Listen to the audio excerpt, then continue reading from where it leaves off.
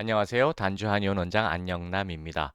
오늘도 협심증 환자한테 한약과 양약을 병행했을 때 얼마나 안전하고 효과가 괜찮은지 또 증례를 보고하도록 하겠습니다.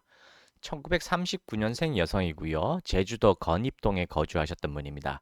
원래 고혈압과 제2형 당뇨병, 제2형이면은 아주 안 좋은 상태죠. 그다음 고지혈증이 의심되는 환자였습니다. 과거력은 하지 혈전증이 있었습니다. 하지 혈전증이란 게 뭐냐면 하지 정맥으로 올라오는 혈관이 별로 좋지가 않아 가지고 이게 푸릇푸릇하게 보이는 그런 현상들이죠. 이런 분들 당연히 다리가 붓고 혈액순환이 안 되니까 어, 오직 뭐 다리 혈관만 그렇게 막혀서 안 좋겠어요? 전신이 다 그렇다는 거를 예측할 수 있는 겁니다.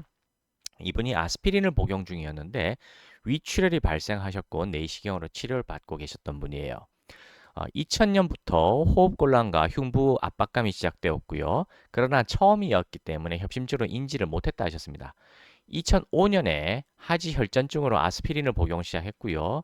2010년에 혈관 조영술을 했더니 협심증 진단 후에 약물 치료를 시작했답니다. 아직은 조영술만 했지 스텐트 삽입 얘기는 없죠. 2012년 1월에 혈관 조영술을 다시 했는데 혈관 한 개가 완전 폐색이 되었고 두 개는 진행성 협착이고 풍선 확장술이 곤란할 정도였답니다. 그래서 관상동맥 우회술, 혈관 우회술을 권유받았으나 고령, 나이가 많으시다는 얘기죠. 그 다음에 동반 질환이 너무 많아가지고 시행하지 않게 되셨습니다. 그 상태에서 12년 2월에 한 달 뒤죠. 저한테 내원을 하셨습니다. 자, 어때요? 시간이 갈수록 이 병은 점점 악화되는 질환입니다. 왜냐하면 가장 큰 원인이 노화거든요. 그 다음 스트레스고 그 다음에 흡연 같은 것들이 원인이 됩니다. 운동 부족 이런 식으로. 혈전과 콜레스테롤은 결과이지 원인이 아니에요. 그래서 시간이 갈수록 점점 악화되었습니다.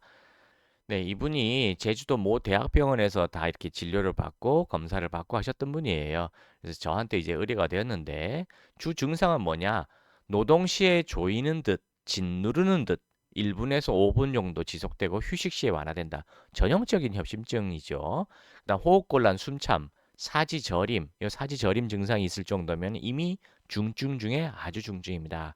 그다음 전신 무력감, 어지럼증, 요거는 양약의 부작용으로 인한 것일 수 있고요. 복용 중에 양약은 뭐냐면 항협심증제, 뭐 당연하죠. 아스피린 계열의 항혈전제, 그 다음에 콜레스테롤 저하제, 그 다음에 차단제, 혈압약. 이게 기본 세트잖아요, 그죠? 근데 여기에다 이분은 당뇨약과 항혈소판제 등을 병용 유지했다, 복용했다 이런 뜻이고요. 역시 똑같이 기혈울체와 연세가 있으셔서 기혈허라는 한방변증을 통해서 약을 처방해드렸습니다. 협심증 1호 한약과 개심산만 씁니다. 다시 말씀드리겠습니다. 단주 한의원은 모든 협심증 심근경색 환자한테 똑같은 약을 처방하기 때문에 약에 대한 안전성과 약효를 객관적으로 확인할 수 있습니다.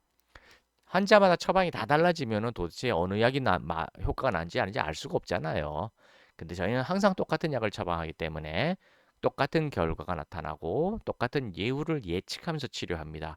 만약에 똑같은 예후와 예측에서 벗어난다 그러면은 그거는 약이 안 맞는 거라고 저희는 바로 이제 알 수가 있죠. 근데 지금까지 그런 케이스는 없었습니다.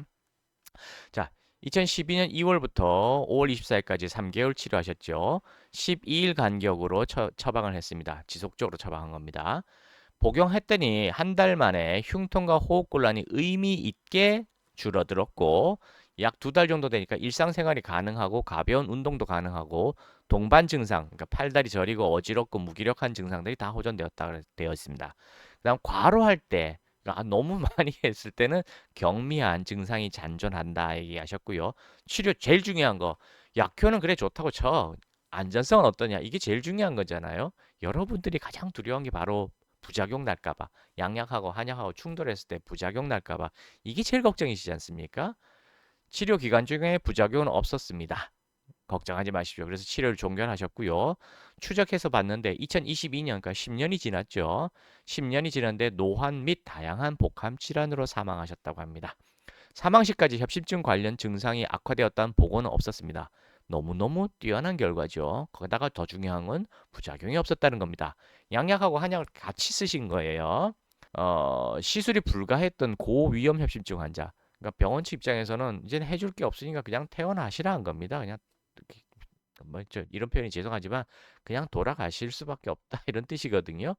그렇게 하신 분임에도 불구하고 한약을 복용해서 3개월 만에 치료를 종결했고 10년이 지난 뒤에도 10년이 지날 때까지도 협심증 관련해서 증상이 재발하거나 악화된 건 보고되지 않았으며 더 중요한 거는 양약과 병용 같이 했음에도 불구하고 아무런 문제가 없다는 안전성이 확인된 겁니다.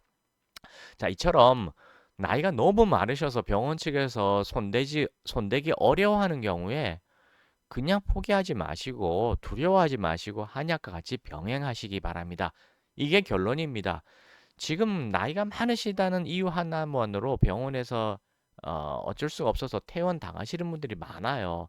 하지만 한약 먹으면 큰일 난다는 이 시뻘건 거짓말에 속아가지고 아무것도 못하고 그냥 돌아가실 날만 기다리시는 분들이 정말 많습니다. 정말 정말 정말 많아요. 이제는 그런 거짓말에 속지 마시고 용기를 내시기 바랍니다. 물론 그렇다 해서 한약을 써가지고 무조건 다 치료할 수 있느냐, 다 치료하냐, 그 뜻은 아닙니다. 하지만 아무것도 안 하고 계신 것보다는 이렇게 치료가 잘 되는 케이스가 적지 않고 좀 많거든요. 그러니 포기하지 마시란 뜻입니다. 감사합니다.